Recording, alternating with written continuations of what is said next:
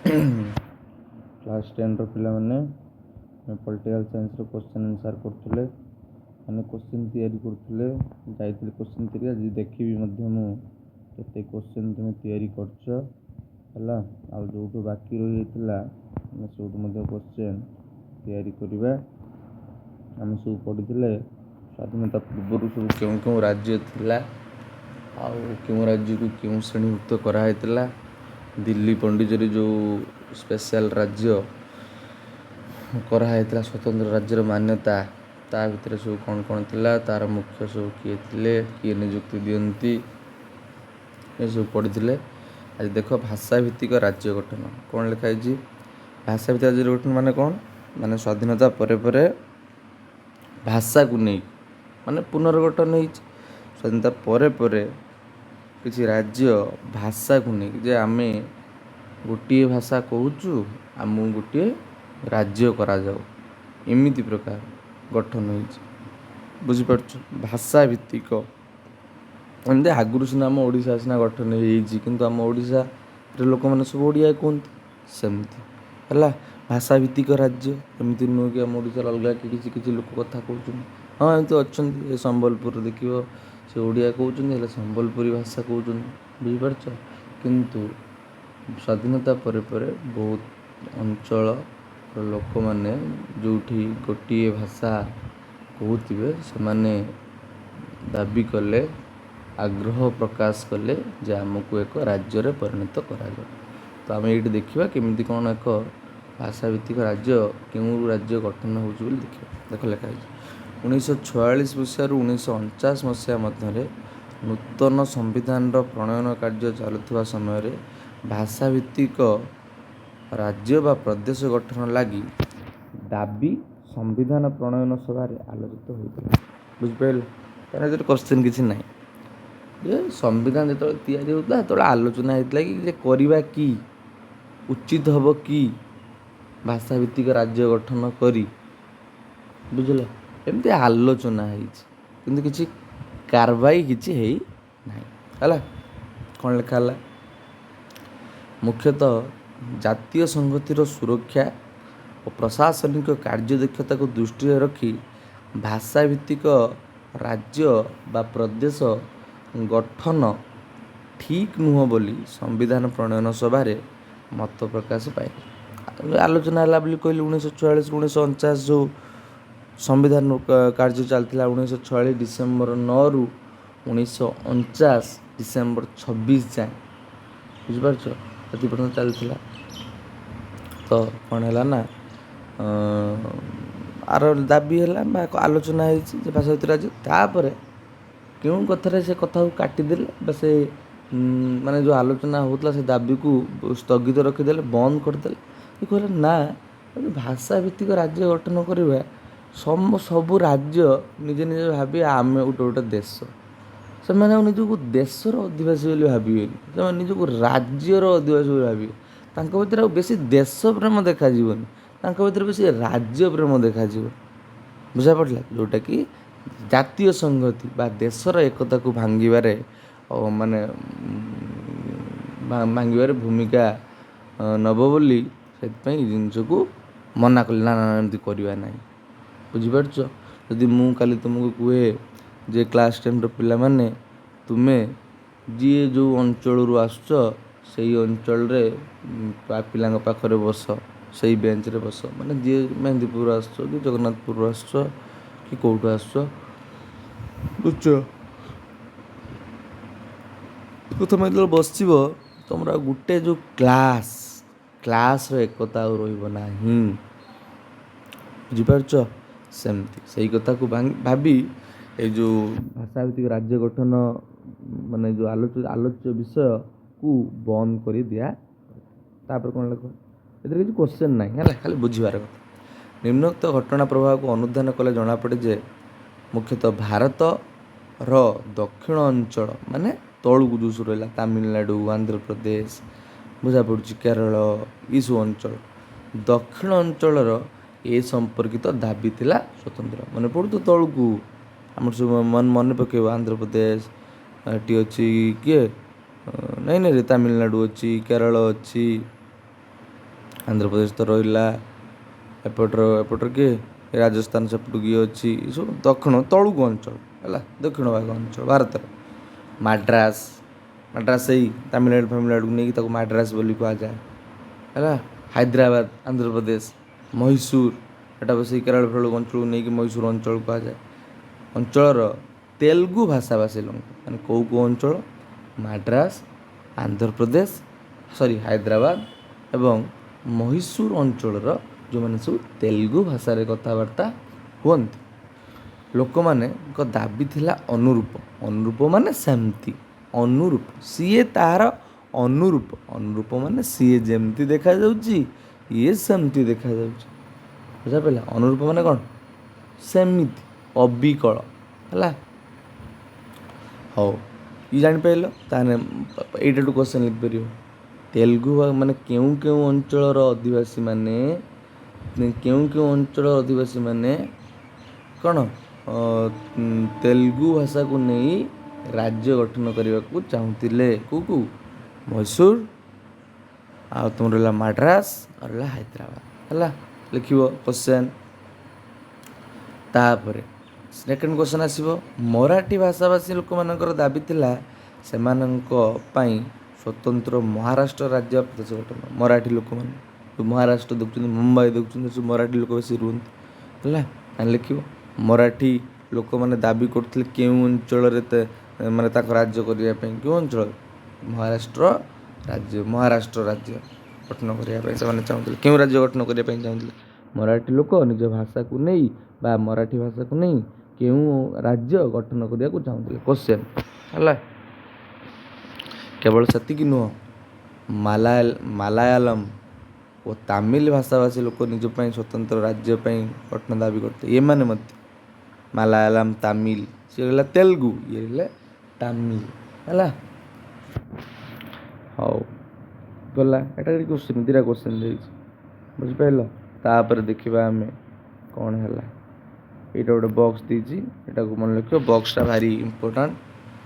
ଚତୁର୍ଦ୍ଦଶ ସମ୍ବିଧାନ ସଂଶୋଧନ ଆଇନ 1962 ଅନୁସାରେ ପଣ୍ଡିଚେରୀ, କାରିକଲ, ମାହେ, ୟନମ ଅଞ୍ଚଳକୁ ପଣ୍ଡିଚେରୀ କେନ୍ଦ୍ରଶାସିତ ଅଞ୍ଚଳ ଭାବେ ସ୍ଥାନିତ କରାଯାଇଛି। ମାନେ ସବୁ ଅଞ୍ଚଳକୁ ଗୋଟିଏ ବୋଲି କରାଗଲା। କେଉଁ ସମ୍ବିଧାନ ସଂଶୋଧନ? ଚତୁର୍ଦ୍ଦଶ। କ୍ୱେଶ୍ଚନ୍, କେଉଁ ତମ ସମ୍ବିଧାନ ସଂଶୋଧନ ବଳରେ ଏଇ ଯେଉଁ ଅଞ୍ଚଳ କିଏ, ପଣ୍ଡିଚେରୀ, କାରିକଲ, ମାହେ, ୟନମ, ଏ ସବୁ ଅଞ୍ଚଳକୁ ମିଶେଇକି ଗୋଟିଏ ଅଞ୍ଚଳ, ଏଇ ନାଁ ସବୁ ଶୁଣିଥିଲ ନା, ୟନମ, ମାହେ, ଏଇ ଅଞ୍ଚଳକୁ ସବୁ ମିଶେଇକି ଗୋଟିଏ ଅଞ୍ଚଳ କରିଦିଆଗଲା, ଯାହାର ନାଁ ହେଲା ପଣ୍ଡିଚେରୀ କେନ୍ଦ୍ରଶାସିତ ଅଞ୍ଚଳ, ବୁଝିପାରିଲ। Very good. ତାପରେ କ୍ୱେଶ୍ଚନ୍ ଯିବା, ଏଇଠୁ କ୍ୱେଶ୍ଚନ୍ ହେଲା। ତାପରେ ପରିସ୍ଥିତିର ଜଟିଳତାକୁ ସମ୍ଭାଳିବା ପାଇଁ ସମ୍ବିଧାନ ପ୍ରଣୟନ ସଭାର ସୁପାରିଶ କ୍ରମେ 1948 ମସିହାରେ ଭାଷାଭିତ୍ତିକ ପ୍ରଦେଶ ଆୟୋଗ ଗଠନ କରାଗଲା। ବାସ୍, କ୍ୱେଶ୍ଚନ୍, ବଢ଼ିଆ କ୍ୱେଶ୍ଚନ୍। ତାହେଲେ ତୁମେ ଦେଖିଲ, ତେଲୁଗୁ ଭାଷାଭାଷୀ ଲୋକ କହିଲେ ଆମକୁ ଗୋଟେ ମାଡ୍ରାସ, ଆଉ ହାଇଦ୍ରାବାଦ, ଆଉ କିଏ ମହୀଶୂର, ନାଇଁ, ଏଇ ତିନିଟା ଭାଷାଭାଷୀ ଲୋକ କ'ଣ କହିଲେ ଆମକୁ ତେଲୁଗୁ ଭାଷାଭାଷୀ ଅଞ୍ଚଳକୁ ନେଇକି ଆମକୁ ଗୋଟେ ରାଜ୍ୟ ଗଠନ କର।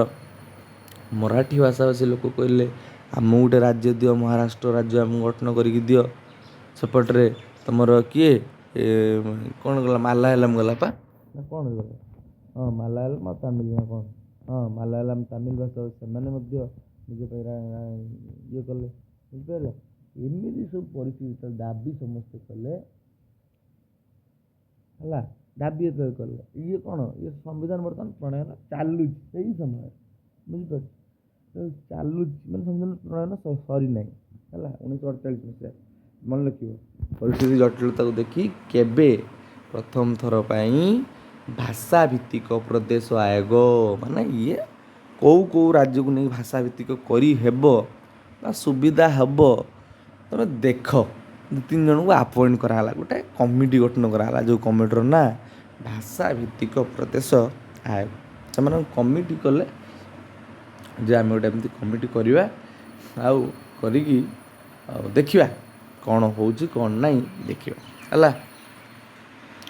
ଏଥିରେ ଯେଉଁ 3 ଜଣ ସଦସ୍ୟ ରହିଲେ, କେଉଁଥିରେ, ସେଇ ଭାଷା ଭିତ୍ତିକ ପ୍ରଦେଶ ଆଗରେ 3 ଜଣ ତ ମନେ ରଖିବ, ପରୀକ୍ଷା କ୍ୱେଶ୍ଚନ୍ ଲେଖିବ। ଭାଷା ଭିତ୍ତିକ ପ୍ରଦେଶ ଆଗରେ କେତେ ଜଣ ସଦସ୍ୟ ଥିଲେ? 3 ଜଣ ସଦସ୍ୟ। ଭାଷା ପ୍ରଦେଶରେ କେଉଁମାନେ ସଦସ୍ୟ ଥିଲେ? କିଏ? ଜବାହରଲାଲ ନେହେରୁ, ସର୍ଦ୍ଦାର ବଲ୍ଲଭ ଭାଇ ପଟେଲ, ପଟ୍ଟାଭି ସୀତାରାମಯ್ୟା। ଇଏ 3 ଜଣ ଥିଲେ 1948 ମସିହାରେ ଗଠନ କରାଯାଇଥିବା ଭାଷା ଭିତ୍ତିକ ପ୍ରଦେଶ ଆୟୋଗ। ବୁଝିପାରିଲ? ଏହି ଆୟୋଗ ଭାଷା ଭିତ୍ତିକ ରାଜ୍ୟ ଗଠନର ବିରୋଧୀ ଥିଲା ସତ। ଦେଖରେ ଗଠନ ହେଇଛି ଭାଷା କରିବା ପାଇଁ, ଇଏ କିନ୍ତୁ ଭାଷା ଭିତ୍ତିକ ଫର ନା, ଯେମିତି ହଣ୍ଟର କମିଟି ଆଇଥିଲା ଖାଲି ମିଛରେ ଇଏ କରିବା ପାଇଁ, ଲୋକଙ୍କୁ ଭଣ୍ଡେଇବା ପାଇଁ ହେଲା। ସେଠି ଦେଖିଲା ବେଳକୁ 30 ପାଉଣ୍ଡ ମାନେ ଆଦାୟ କରିକି ତାଙ୍କ ଜନସାଧାରଣ ମାନେ ଦେଲେଣି ଜେନେରାଲ ଡାୟାର। ବୁଝିପାରୁଛ ହେଲା? ସେମିତି ଏକ୍ଜାକ୍ଟଲି ସେମିତି ଜିନିଷ ଏଠି ମାନେ ଭାରତ ସରକାର, ସେଟା ଇଂରେଜ ସରକାର ଆମ ସହିତ କରିଥିଲା, ଏଟା ଭାରତ ସରକାର ଲୋକଙ୍କ ସହିତ କରୁଛି। ଖାଲି ସେ କହିଲେ ଆମ ଦାବି କରୁଛନ୍ତି ଗୋଟେ ଭାଷାଭାଷୀ ଅଞ୍ଚଳ ଗଠନ କରିବା ପାଇଁ ରାଜ୍ୟ। ଇଏ କହୁଛନ୍ତି ହଉ ଗଠନ କରୁଛି। ଜବାରେ ଜବା କିଏ? ଜବାହରଲାଲ ନେହେରୁ। ଆଉ କିଏ? ତାପରେ କିଏ ରହିଲା? ସର୍ଦ୍ଦାର। ଆଉ ତୁ ତ ସର୍ଦ୍ଦାର, ଆଉ ସର୍ଦ୍ଦାର ମାନେ କ'ଣ? ଡନ୍। ଆଉ ସର୍ଦ୍ଦାର ହେଲା ଆଉ କ'ଣ? ଆଉ ପଟ୍ଟାଭି ସୀତାରାମಯ್ୟା। ଏ 3 ଜଣଙ୍କୁ ନେଇ ହେଲା ଆଉ ଗୋଟେ ଗଠନ କରାଗଲା। କିନ୍ତୁ ମିଛରେ ଏଇ 3 ଜଣଙ୍କର ଫୁସୁରୁ ହେଉଛନ୍ତି। ଇଏ ଭାଷା ଭିତ୍ତିକ ରାଜ୍ୟ କ'ଣ ଦେଶକୁ ଖାଇବା ନା କ'ଣ? ଦେଶର ସଂଗତି, ଦେଶର ଏକତା ସବୁ କ'ଣ ପାଣିକି ପକାଇବା ନା କ'ଣ? କିଛି ସେ ଭାଷା ଭିତ୍ତିକ ଦରକାର ନାହିଁ। ଏମାନଙ୍କର ଏମିତି କଥା। ବୁଝିପାରୁଛ? ତାପରେ ହଠାତ୍ ପରିସ୍ଥିତିରେ ପରିବର୍ତ୍ତନ ଘଟିଲା 1952 ମସିହାରେ। ଇଏ ସିନା ମାନେ ଆୟୋଗ ଖାଲି ଗଠନ ହେଲା କିନ୍ତୁ କିଛି କଲେନି। ତାପରେ କ'ଣ ହେଲା? 1952 ମସିହାରେ ସ୍ୱତନ୍ତ୍ର ତେଲୁଗୁ ରାଜ୍ୟ ଦାବି କରି ଅନ୍ୱେଷଣ କରୁଥିବା ପୋଟି ଶ୍ରୀରାମୁଲୁଙ୍କ ମୃତ୍ୟୁ ଘଟଣା ସମସ୍ୟା ଅଧିକ ଗୁରୁତର କରିଥିଲା। ଏଙ୍କର କିନ୍ତୁ ସେତେବେଳେ ଆଉ ବସିକି ଏମାନଙ୍କୁ ଆୟୋଗ ଗଠନ କରାଯାଇଛି ଜବାହରଲାଲ ନେହେରୁ, ବଲ୍ଲଭ ଭାଇ ପଟେଲ, ସୀତାରାମಯ್ୟା। ଏ ତାଙ୍କର ବସିକି ମୁଢ଼ି ମିକ୍ସଚର ଖାଉଛନ୍ତି। ତାହେଲେ ମୁଢ଼ି ମିକ୍ସଚର ଖାଇତେ କ'ଣ ଶୁଣିଲେ ଖବର କ'ଣଲେ? ସେଠି ଜଣେ ଅନଶନ କରୁଥିଲା, ତା ନାଁ କ'ଣ? ପୋଟି ଶ୍ରୀରାମୁଲ। ରାମୁ କାକା ମନେ ରଖିବ। ରାମୁଲ କ'ଣ? ରାମୁ କାକା ମନେ ରଖିବା କ'ଣ?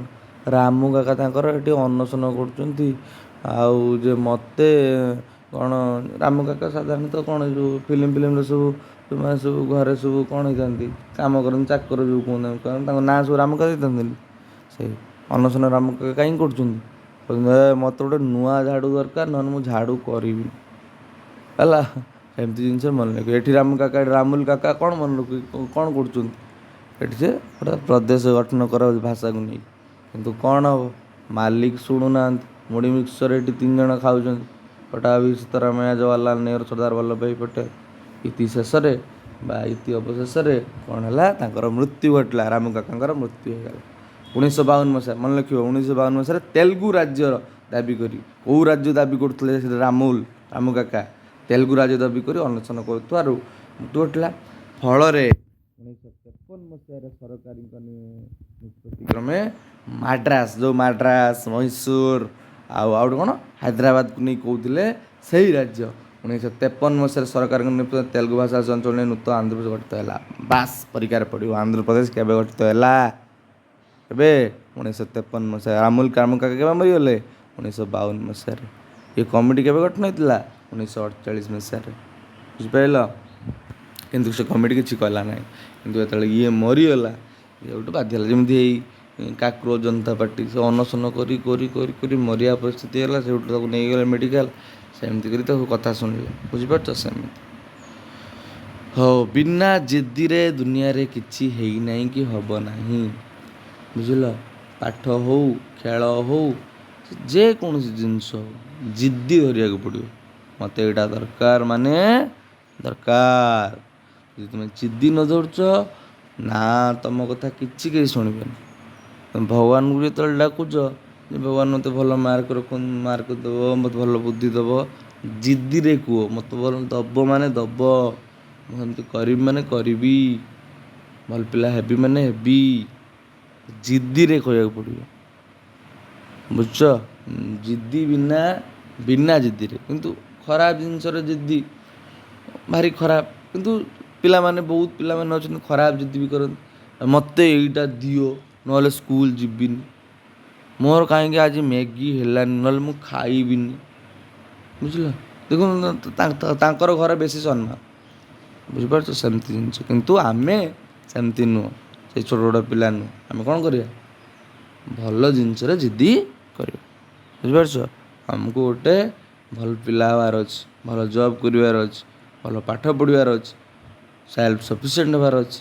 ଏମିତି ଜିଦି ଧରିବା ଦରକାର। ଓକେ, ସେମିତି ରାମୁଲ କାକା ମଧ୍ୟ ଜିଦି ଧରି 1953 ମସିହାରେ ଆନ୍ଧ୍ରପ୍ରଦେଶ ଗଠନ କରିଦେଲେ ରେ ଭାଇ, ସରିଲା। ପୁଣି ଇଏ ଗଠନ ହେଲା ପରେ ନୂତନ ରାଜ୍ୟ ପ୍ରଦେଶ ତାପରେ ସମାଧାନ ଉଦ୍ଦେଶ୍ୟରେ 1956 ମସିହାରେ ରାଜ୍ୟ ପୁନର୍ଗଠନ ଆଗ ହେଲା। ମାନେ ସିଏ ତ ମୁଢ଼ି ମିକ୍ସଚର ଖାଇକି ଶୋଇପଡ଼ିଛନ୍ତି। ହେଲେ ତୁମ ଦ୍ୱାରା କାମ ହେଉନି, ଖାଲି ବସିକି ଖାଲି ମୁଢ଼ି ମିକ୍ସଚର ଖାଇଲ, ଗ୍ୟାସ୍ ଛାଡ଼ିଲ, ଆଉ କିଛି ତୁମର କାମ ନାହିଁ। ବୁଝିପାରୁଛ? ଏମିତି ସରକାର ତାଙ୍କୁ କହିଲା। ହେଲା, ହଉ, ଏଥର ଆଉ ଗୋଟେ କରିବା, ରାଜ୍ୟ ପୁନର୍ଗଠନ। ନାହିଁ, ଗୋଟେ ରାଜ୍ୟ ତ ଗଠନ ହେଇଗଲା, ଆଉ ସବୁ ରାଜ୍ୟ ପୁଣି ଦାବି କରୁଛନ୍ତି, ସେ ତାମିଲ ବାଲା, ମରାଠୀ ବାଲା। ବୁଝୁଛ? ସେମାନେ ତାପରେ କ'ଣ ହେଲା? ତାପରେ ଏମାନେ ରାଜ୍ୟ ପୁନର୍ଗଠନ ହେଲା। ଏଥିରେ ମଧ୍ୟ ସେଇ 3 ଜଣ ସଦସ୍ୟ ରହିଛନ୍ତି। ସେମାନେ ହେଲେ କିଏ କିଏ? ନା, ନ୍ୟାୟମୂର୍ତ୍ତି ଫଜଲ ଅଲି, ବିଶିଷ୍ଟ ଐତିହାସିକ ସର୍ଦ୍ଦାର, ଏଠି ବି ସେଠି ସର୍ଦ୍ଦାର ବଲ୍ଲଭଭାଇ ପଟେଲ, ତ ଏଠି ସର୍ଦ୍ଦାର KM ପାନିକର, ଇଏ ପାନିକର ଆସିଲେ। ଆଉ ହୃଦୟନାଥ କୁଞ୍ଜୁରୁ, ଇଏ 3 ଜଣ ଆସିଲେ। ତାହେଲେ କାହାକୁ ରିପ୍ଲେସ୍ କଲେ? ସର୍ଦ୍ଦାର ରହିଛି, ସିଏ ଖାଲି ପାନିକର, ସିଏ ବଲ୍ଲଭଭାଇ ପଟେଲ, ଇଏ ପାନିକର। ଆଉ ଗୋଟେ ଆସିଲା କିଏଙ୍କର? ଫଜଲ ଅଲି। ଏଠି ଥିଲା ଜବାହରଲାଲ ନେହେରୁ, ଜବା, ଏଠି ଫଜଲ। ବୁଝିଲ? ଫଜଲ ଅଲି, ଆଉ ଏଠି ହୃଦୟନାଥ କୁଞ୍ଜୁରୁ। ଯେଉଁ କ'ଣ ଏଇଟା ପଟ୍ଟାଭି ସୀତାରାମಯ್ୟାକୁ ଇଏ କଲା। ପଟ୍ଟାଭି ସୀତାରାମಯ್ୟା ଏଠି ଥିଲା ବା, ହଁ, ପଟ୍ଟାଭି ସୀତାରାମಯ್ୟାକୁ ରିପ୍ଲେସ୍ କଲା। ବୁଝିପାରୁଛ? ଦେଖିପାରୁଛ ତ? ଦେଖିପାରୁନ ରି? ଦେଖିପାରୁଛ ତ? ଏଇଠି ସବୁ ଲେଖା ହେଇଛି, ବୁଝଛ? ଓକେ।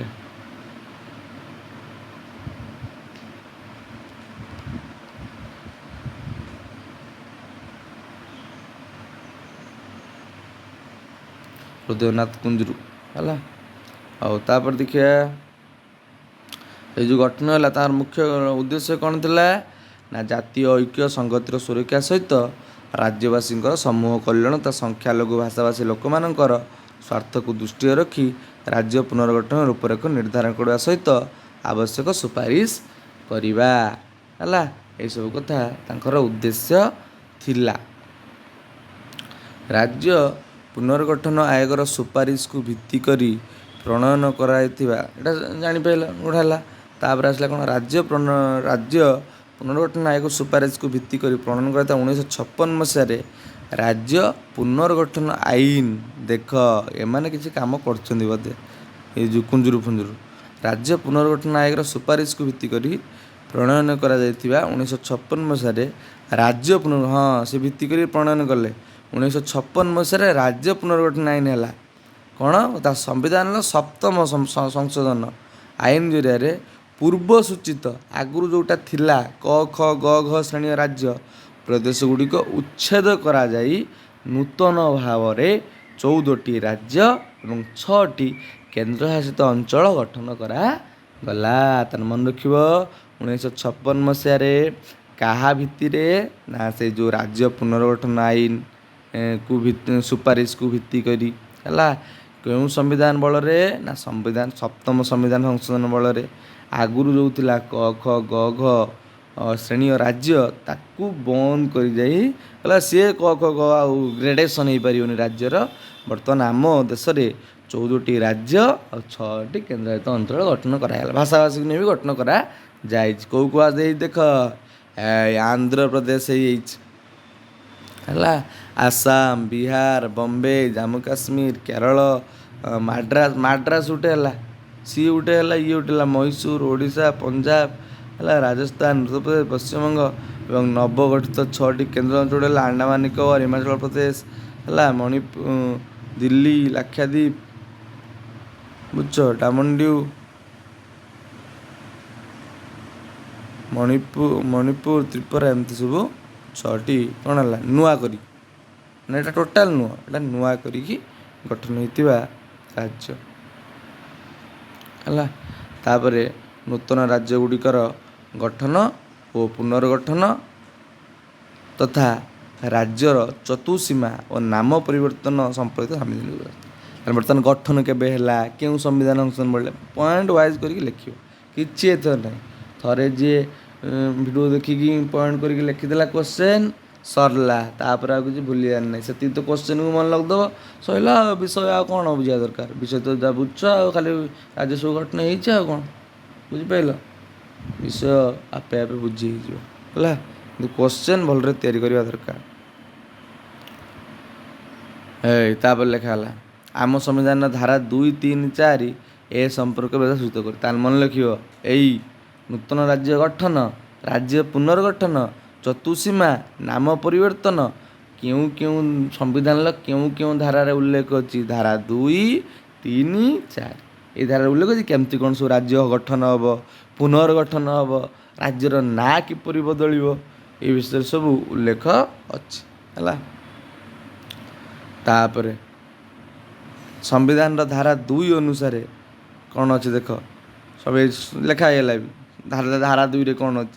ସମ୍ବିଧାନ ଧାରା 2 ଅନୁସାରେ ସଂସଦ ମାନେ ଲୋକସଭା, ରାଜ୍ୟସଭା ଆଇନ ପ୍ରଣୟନ କରି ଭାରତର ସଂଘୀୟ ବ୍ୟବସ୍ଥାର ନୂତନ ରାଜ୍ୟ ସାମିଲ କରିପାରିବେ। ତାହେଲେ ଧାରା 2ରେ ଅଛି ନ୍ୟୁ ଷ୍ଟେଟ୍ ଆମ ଭାରତରେ ଏଡ୍ ହେଇପାରିବ, ନୂତନ ରାଜ୍ୟ କରିପାରିବେ ବା ନୂତନ ରାଜ୍ୟ ପ୍ରତିଷ୍ଠା କରିପାରିବେ। ଏହି ବ୍ୟବସ୍ଥା ଅନୁସାରେ ସମ୍ବିଧାନର 35ତମ ଓ 36ତମ ଦେଖ ଧାରା 2ରେ କ'ଣ ବୁଝିପାରିଲ ତ? ନୂତନ ରାଜ୍ୟ ମନେ ଲେଖିବ, ଧାରା 2ରେ କ'ଣ ଅଛି?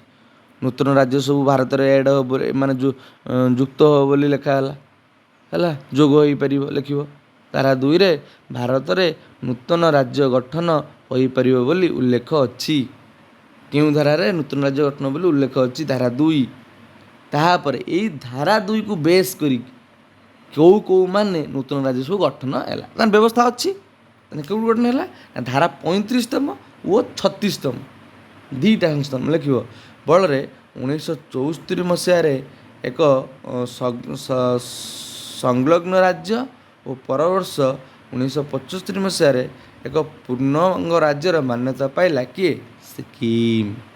ତାହେଲେ ଲେଖିବ କୋଶ୍ଚେନ୍ ଧାରା କେତେ ଓ କେଉଁ କେଉଁ ସମ୍ବିଧାନ ସଂଶୋଧନ ବଳରେ ସିକିମ୍ 1974 ମସିହାରେ ପ୍ରଥମେ ଏକ ସଂଲଗ୍ନ ମାନେ କ'ଣ? ଗୋଟେ ରାଜ୍ୟ ସହିତ ଯୋଡ଼ିକି ରଖା ହେଇଥିବ, ସଂଲଗ୍ନ ରାଜ୍ୟର ମାନ୍ୟତା ପାଇଲା।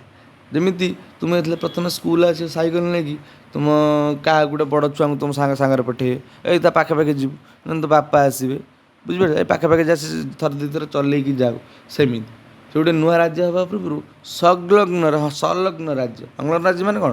ସଂଲଗ୍ନ ମାନେ ଯୋଡ଼ିକି ରଖା ହେଲା। କେତେ ମସିହାରେ? 1974 ମସିହାରେ। 1975 ମସିହାରେ ତାକୁ ଏକାଛଡ଼ା ହେଲା, ତାକୁ ପୂର୍ଣ୍ଣାଙ୍ଗ ରାଜ୍ୟ କରିଦିଆଗଲା। ବୁଝିଲ? କ୍ଲିୟର? Very good. ଏହି ଆନୁଷଙ୍ଗିକ ସମ୍ବିଧାନ ଜାଣିପାରିଲ 34 ଓ 35 ଓ 36ତମ ସମ୍ବିଧାନ ସଂଶୋଧନ ବେଳରେ 1974ରେ ସିକିମ୍ ଏକ ସଂଲଗ୍ନ ରାଜ୍ୟ, 1975ରେ ଏକ ପୂର୍ଣ୍ଣାଙ୍ଗ ରାଜ୍ୟରେ ପରିଣତ ହେଲା। ଜାଣିପାରିଲ? ଏହି ଆନୁଷଙ୍ଗିକ ସମ୍ବିଧାନ ସଂଶୋଧନ ବ୍ୟବସ୍ଥା ଯେତେବେଳେ ଗ୍ରହଣ କରାଗଲା, ଏହି ଆନୁଷଙ୍ଗିକ ସମ୍ବିଧାନ ସଂଶୋଧନ ବ୍ୟବସ୍ଥା ଯେତେବେଳେ ଗ୍ରହଣ କଲା, ସେତେବେଳେ ସିକିମ୍ର ବିଧାନସଭା ତତ୍ସମ୍ପର୍କିତ ପ୍ରସ୍ତାବ ଗୃହୀତ ହେଲା ଓ ପରେ ଗଣଭୋଟ ମାଧ୍ୟମରେ ସିକିମ୍ର ଜନସାଧାରଣ ଭାରତରେ ମିଶିବା ପାଇଁ ଆଗ୍ରହ ପ୍ରକାଶ କରି ଅନୁରୋଧ ଜଣାଇଲେ। ଦେଖ, ଏଇ ରାଜ୍ୟ ଆମ ଦେଶରେ ତାହେଲେ ନଥିଲା। ସିକିମ୍ ଯେଉଁଟା ଯେଉଁ ସିକା ଆମେ କହୁଛନ୍ତି, ଯେଉଁ ଏଇ କେନାରା ଯେଉଁ ଥାଏ ପୂର୍ବପଟକୁ, ଇଏ ଆମ ଦେଶ ସହିତ ନଥିଲା। କେତେବେଳେ ଇଏ ଆମ ଦେଶ ସହିତ ହେଲା? ଦେଖ କ'ଣ ହେଇଛି। ଯେତେବେଳେ ସିକିମ୍ର ବିଧାନସଭାରେ ତତ୍ସମ୍ପର୍କିତ ପ୍ରସ୍ତାବ ଗୃହୀତ ହେଲା, ମାନେ ଏଇ ବ୍ୟବସ୍ଥା ଯେ ଆମେ ଭାରତରେ ମିଶିବୁ ବୋଲି, ସେଟା ଗୋଟେ ରାଜ୍ୟ ଥିଲା କିନ୍ତୁ ଭାରତ ସହିତ ମିଶିକି ନଥିଲା। ସେ ଯୋଡ଼ିଛି, କିଏ? ସିକିମ୍ ଯୋଡ଼ିଛି ଭାରତରେ। କେତେ ମସିହାରେ? 1975 ମସିହାରେ। ପ୍ରଥମେ ତାକୁ କାହା ସହିତ ଗୋଟେ ଯୋଡ଼ିଛନ୍ତି, ପୁଣି ପୂର୍ଣ୍ଣାଙ୍ଗ ରାଜ୍ୟ କରିଛନ୍ତି ହେଲା। ଯୋଡ଼ିଛନ୍ତି କ'ଣ? ତାଙ୍କ ବିଧାନସଭାରେ, ଯେତେବେଳେ ଭାରତରେ ସେ ନଥିଲା, ବିଧାନସଭାରେ ତତ୍ସମ୍ପର୍କିତ ପ୍ରସ୍ତାବ ଗୃହୀତ ହେଲା। କହିଲା କି ଆମେ ଭାରତରେ କ'ଣ ଯୋଡ଼ି ହେବା ଦରକାର। ତାପରେ ଗଣଭୋଟ ହେଇଛି, ଲୋକମାନଙ୍କର ମତାମତ ନିଆହେଇଛି ସିକିମ୍ ଅଞ୍ଚଳରେ। ଭଲରେ ବୁଝ, ତାପରେ ସିକିମ୍ର ଜନସାଧାରଣ ଭାରତରେ ମିଶାଇବା ପାଇଁ ଆଗ୍ରହ ପ୍ରକାଶ କରି ଅନୁରୋଧ ଜଣାଇଛନ୍ତି। ତାପରେ ଭାରତ ସରକାରକୁ କହିଛନ୍ତି। ଆଉ ଭାରତ ସରକାର ତ ଧାରା ରଖିଛି ଆଉ ଧାରା 2 ଆଉ ସଙ୍ଗେ ସଙ୍ଗେ ପକେଇଲା 35ତମ 36ତମ ସମ୍ବିଧାନ ସଂଶୋଧନ ଆଉ ସଙ୍ଗେ ସଙ୍ଗେ ପକେଇକି 1974ରେ କରିଦେଲା ସଂଲଗ୍ନ ରାଜ୍ୟ, 1975ରେ କରିଦେଲା ପୂର୍ଣ୍ଣାଙ୍ଗ ରାଜ୍ୟରେ ପରିଣତ କରିଦେଲା। ଜାଣିପାରିଲ, ଇଏ ଗଲା ଧାରା 2। ଧାରା 2ରେ ସିକିମ୍ ହେଇଛି ନୂଆ ରାଜ୍ୟ। ତାପରେ ସମ୍ବିଧାନର ଧାରା 3 ବିଶେଷ ଭାବେ ଗୁରୁତ୍ୱପୂର୍ଣ୍ଣ। ଏହି ଧାରାରେ ସୂଚିତ ବ୍ୟବସ୍ଥା ଅନୁସାରେ ସଂସଦ ଆଇନ ପ୍ରଣୟନ ଦ୍ୱାରା ସଂସଦ ଆଇନ ପ୍ରଣୟନ କରିପାରିବ। ଦେଖ ଧାରା 3ରେ କ'ଣ ଅଛି କ୍ୱେଶ୍ଚନ୍, ସମ୍ବିଧାନ ଧାରା 3ରେ କ'ଣ ସୂଚିତ ଅଛି ଯେ ସଂସଦ ଆଇନ ପ୍ରଣୟନ କରି କୌଣସି ରାଜ୍ୟରୁ କିଛି ଅଞ୍ଚଳ ଅଲଗା କରି 2 ବା ତତୋଧିକ ରାଜ୍ୟକୁ ବା ରାଜ୍ୟର କିଛି ଅଞ୍ଚଳକୁ ମିଶ୍ରଣ କରି ନୂତନ ରାଜ୍ୟ ସୃଷ୍ଟି କରିପାରିବ। ରେ ଭାଇ, ମାନେ ଧାରା 3ରେ କ'ଣ ଦେଖ, ଧାରା 3ରେ ନୂଆ ରାଜ୍ୟ ଆସି କିଛି ଯୋଡ଼ି ହେବନି। କ'ଣ ହେବ ନା ତା ଦିହରୁ ଅଧେ ୟା ଦିହରୁ ଅଧେ ମିଶେଇକି ଗୋଟେ ରାଜ୍ୟ କରିଦିଆଯିବ। ବୁଝା ପଡ଼ିଲା? ଜାଣିପାରୁଛ ନା ଜାଣିପାରୁନ? ଯେମିତି ଗୋଟେ ଦେଖିନ ଗୋଟେ ଭିଡ଼ିଓ ଗୋଟେ ପିଜ୍ଜା ବାଲା କ'ଣ କରିବ, ପିଜ୍ଜାଟା ଗୋଲ ଥାଏ, ସେ କ'ଣ କରିବ ଗୋଟେ କେନା କାଟି ଦେଉଥିବ, ପୁଣି ସେ ସାର୍କଲ ଭଳିଆ ହେଇଯାଉଥିବ। ସେଇଭଳିଆ କେନା ଗୋଟେ କାଟିକି ସବୁ ପିଜ୍ଜାରେ ଗୋଟେ କେନା କାଟିକି ସିଏ ଗୋଟେ ପିଜ୍ଜା କରିଦେବ, ଗୋଟେ ପିଜ୍ଜା କରି ଘରକୁ ନେଇଯିବ। ବୁଝିପାରୁଛ? ସେମିତି ଧାରା 3 ମାନେ କ'ଣ କରିପାରିବ, ଦେଖ କୌଣସି ରାଜ୍ୟରୁ କିଛି ଅଞ୍ଚଳ, ସମ୍ବଲପୁର ହେଲା କହୁଛନ୍ତି ଆମକୁ ଗୋଟେ ଅଲଗା ରାଜ୍ୟ ଦିଅ, ସେଇ ରାଜ୍ୟରୁ ସମ୍ବଲପୁର ଥରେ ଆମ ରାଜ୍ୟରୁ ପଳେଇଲା, ବୁଝିଲେ, କିଛି ଅଞ୍ଚଳ ଅଲଗା କଲା, ଅଲଗା କରିକି ସୃଷ୍ଟି କରିପାରିବ। ବା ବୁଝିଲ, ବା ହେଲେ ଅଲଗା କରି 2 ବା ତତୋଧିକ ରାଜ୍ୟକୁ ବା ରାଜ୍ୟର କିଛି ଅଞ୍ଚଳକୁ ଆଉ କିଛି ରାଜ୍ୟକୁ ଆଣିକି ମିଶାଇ ପାରିବ, ବା ଅଲଗା ରାଜ୍ୟର କିଛି ଅଞ୍ଚଳକୁ ଆଣିକି ତା ସହିତ ମିଶାଇ ପାରିବ।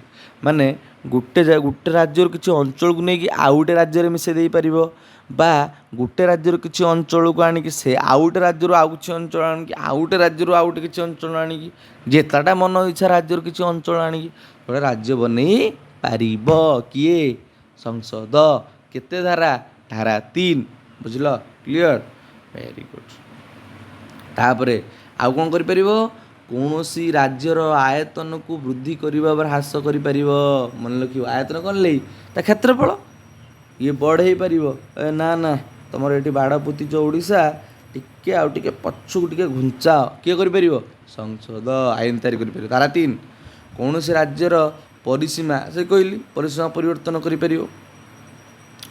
ତାପରେ କୌଣସି ରାଜ୍ୟର ନାମ ପରିବର୍ତ୍ତନ କରିପାରିବ, ଯେମିତି ଓଡ଼ିଶା ହେଲା ଓଡ଼ିଶା, ସଂସଦ ମଧ୍ୟ ଏହା ମଧ୍ୟ କରିପାରିବ। ଏହି ପରିପ୍ରେକ୍ଷୀରେ କୁହାଯାଇଛି କି ଯେ ଆବଶ୍ୟକ ବିଷୟ ସୂଚିତ କରି ରାଷ୍ଟ୍ରପତିଙ୍କ ପ୍ରାକ୍ ସୁପାରିଶ ମିଳିବା ପରେ ସଂସଦର ଯେକୌଣସି ସଦନରେ ଏକ ଚିଠା ଆଇନ ଆଗତ କରାଯାଇପାରିବ। ହଁ, ଯେତେବେଳେ କୌଣସି ରାଜ୍ୟକୁ ଅଞ୍ଚଳକୁ ନେଇ ଗୋଟେ ରାଜ୍ୟ ବନେଇବାର ହେଉ, କି ରାଜ୍ୟର ଆୟତନ ବୃଦ୍ଧି କରିବାର ହେଉ, କି ତା'ର ନାଁ ପରିବର୍ତ୍ତନ କରିବାର ହେଉ, କି ପରିସୀମା ବୃଦ୍ଧି କରିବାର ହେଉ, ଯାହା ବି ହେଉ ହେଲା, ସେ ଆଗେ କ'ଣ ଦେଖ, ସଂସଦର 2ଟା ସଭା, 2ଟା ଗୃହ, ଗୋଟେ ହେଉଛି କ'ଣ ଲୋକସଭା, ଗୋଟେ ରାଜ୍ୟସଭା, 2ଟା ଗୃହ।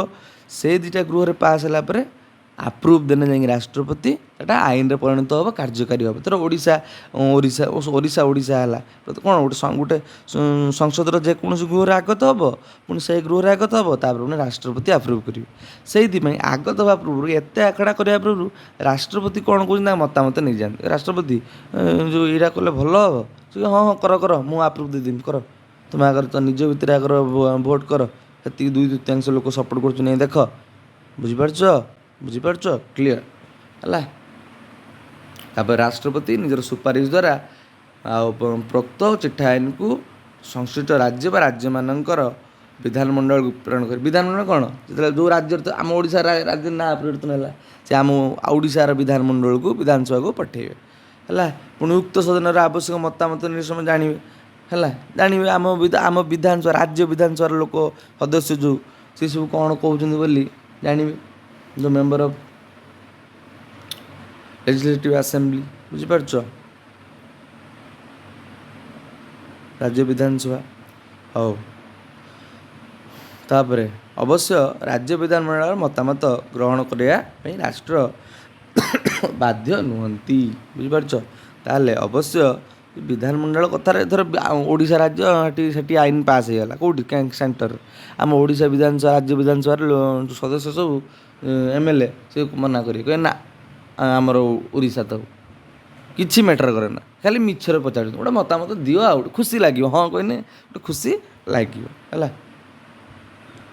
ସେ ହେଉଛି କଥା ହେଲା। ସଂକ୍ଷେପରେ କହିଲେ ରାଜ୍ୟ ପୁନର୍ଗଠନ ସମ୍ପର୍କିତ ଆଇନ ପ୍ରଣୟନ କରିବାର କ୍ଷମତା ଆବଶ୍ୟକ ସମ୍ବିଧାନ ସଂଶୋଧନ କରିବାର କ୍ଷମତା ସଂସଦ ମନେ ରଖିବ ତାହେଲେ ସଂସଦ ହାତରେ କ'ଣ ନେସ୍ତ କ୍ୱେଶ୍ଚେନ୍ ରାଜ୍ୟ ପୁନର୍ଗଠନ ସମ୍ପର୍କିତ ଆଇନ ପ୍ରଣୟନ କରିବାର କ୍ଷମତା ସମ୍ବିଧାନ ସଂଶୋଧନର କ୍ଷମତା କାହା ହାତରେ ନ୍ୟସ୍ତ ସଂସଦ ହେଲା ସଂସଦର ଉଭୟ ସଦନରେ ସମ୍ପର୍କିତ ଆଇନ ପ୍ରଣୟନ କରିପାରିବ ଅଦ୍ୟବିଧି ରାଜ୍ୟ ଗଠନ ରାଜ୍ୟ ପ୍ରଣୟନ କ୍ଷେତ୍ରରେ ଉଲ୍ଲେଖିତ ପଦ୍ଧତି ଅନୁସୃତ ଜାଣିପାରୁଛ ସରିଲା ଏତିକି ଜିନିଷ ସରିଲା ଆଉ କିଛି ବୋଧେ ଅଛି ତମେ ଯାହାକୁ ପଢ଼ିଦେବ ନା ପଢ଼ିଦେବା ଏତିକି କେତେ ଅଛି ଆଉ ଏତିକି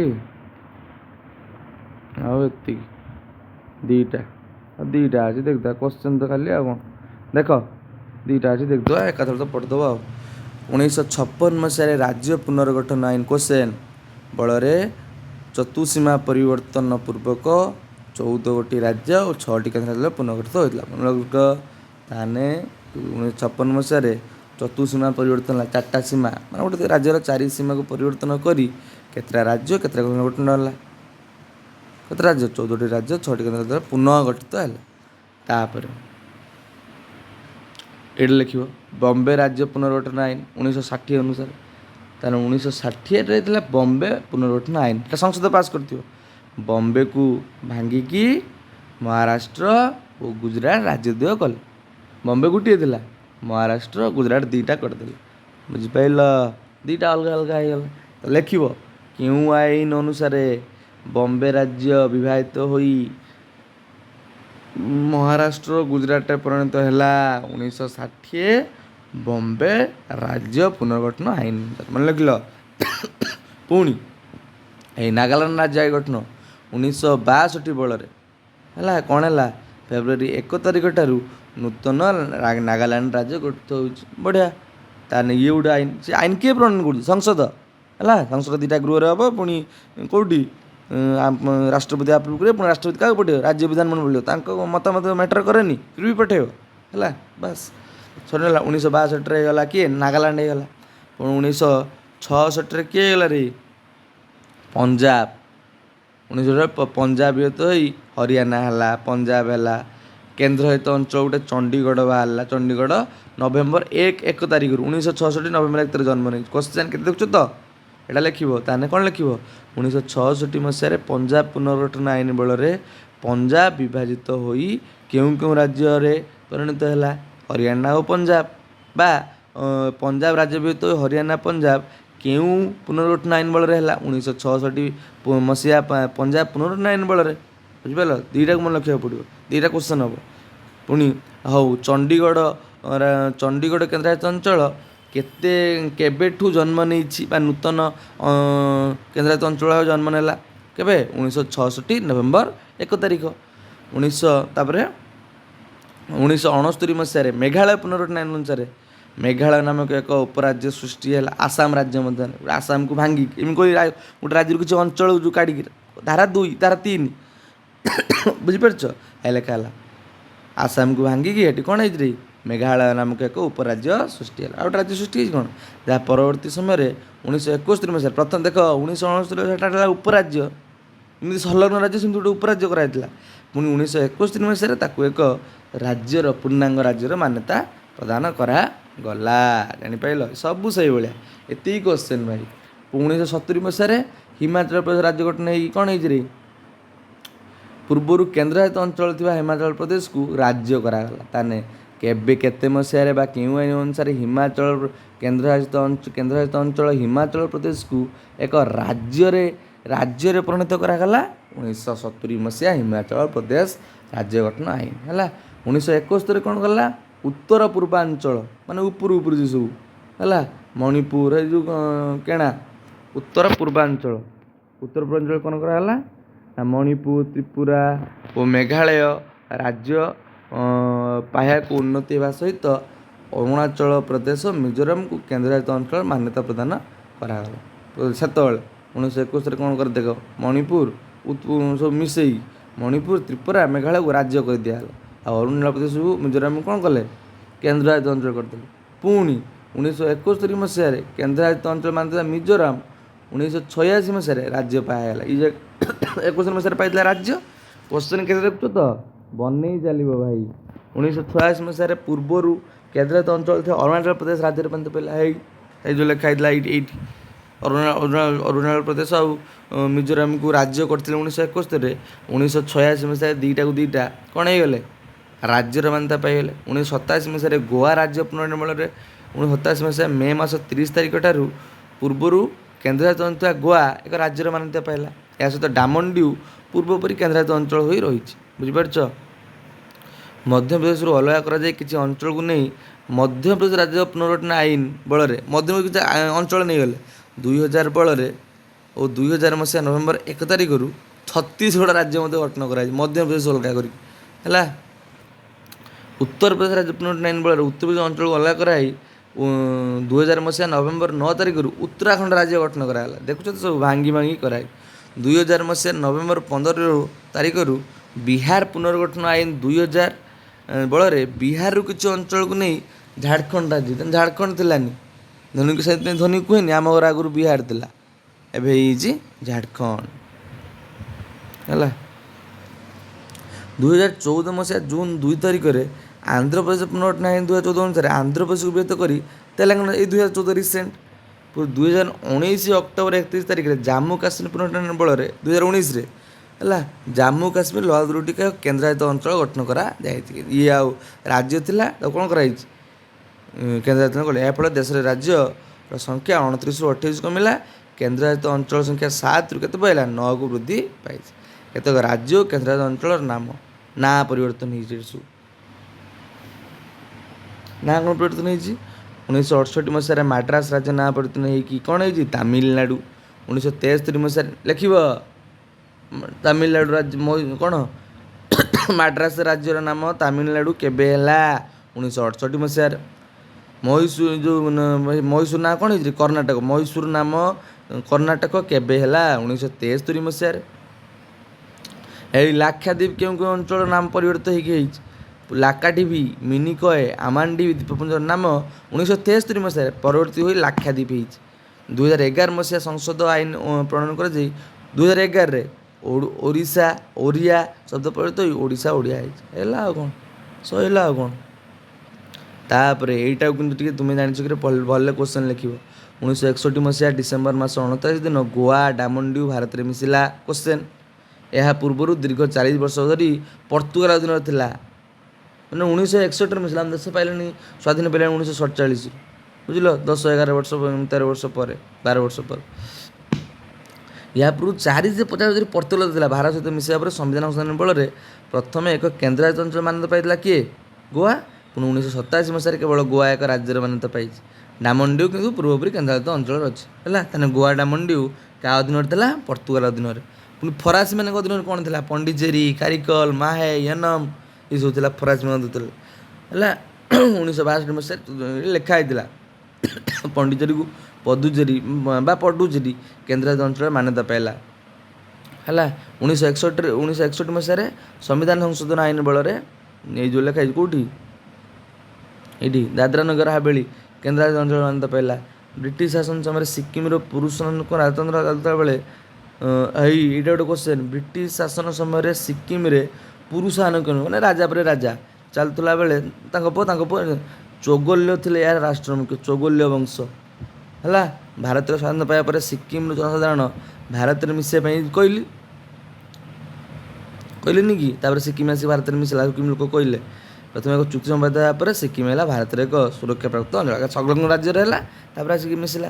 ପ୍ରଥମ ସମୟରେ ସିକିମ ପ୍ରଶାସନ ଆଇନ ଭାରତ ସହିତ ମିଶ୍ରଣ ପ୍ରସ୍ତାବ ଅନୁସାରେ 1974 ମସିହାଠାରୁ ସିକିମ ପ୍ରଥମେ ଏକ ସହଯୋଗୀ ରାଜ୍ୟ ବା ସଂଲଗ୍ନ ରାଜ୍ୟ, ପରେ 1975 ଏକ ପୂର୍ଣ୍ଣାଙ୍ଗ ରାଜ୍ୟ ମାନ୍ୟତା ପାଇଲା ହେଲା। ଏଇ କ୍ୱେଶ୍ଚନ୍ ପଡ଼ିଥିଲା ରେ ତୁମର ପରୀକ୍ଷାରେ, ତୁମେ କିନ୍ତୁ ତୁମ ପାଇଁ କାମ ଦେଖିନ। ରାଜ୍ୟ ସଂଲଗ୍ନ ନୂତନ ନାମ ବୁଝି ଲେଖ। ଦେଖୁଛ କ୍ୱେଶ୍ଚନ୍ କେଉଁଠି ପକେଇଛି, ସବୁଗୁলো ଦେଖିବାକୁ ପଡ଼ିବ, ଏମିତିକି କେଉଁ ପୃଷ୍ଠା ମନେ ରଖିବାକୁ ପଡ଼ିବ ହେଲା। ଦେଖ ଏଇ କ୍ୱେଶ୍ଚନ୍ ନା, ଏଇଟା ପଡ଼ିନଥିଲା ଚିତ୍ର କହୁଥିଲା ସାର୍ ଏଇଟା କେଉଁଠୁ ପଡ଼ିଛି? ବର୍ମା, ପଣ୍ଡିଚେରୀ, ବମ୍ବେ, ମାଡ୍ରାସ, କଲିକତା ଏସବୁ ତାଙ୍କ ନାଁ, ନୂତନ ନାଁ ସବୁ କ'ଣ? ଭାରତର ରାଜ୍ୟମାନଙ୍କର ଭାଷା, ନୃତ୍ୟ ଓ ରାଜଧାନୀର ତାଲିକା ପ୍ରସ୍ତୁତ କର। କ୍ଲିଅର? ବିଷୟଟି ସଇଲା, କ୍ୱେଶ୍ଚନ୍ ମୋର ଦରକାର। 40 ମିନିଟ୍ର ଭିଡ଼ିଓ ହେଇଗଲା।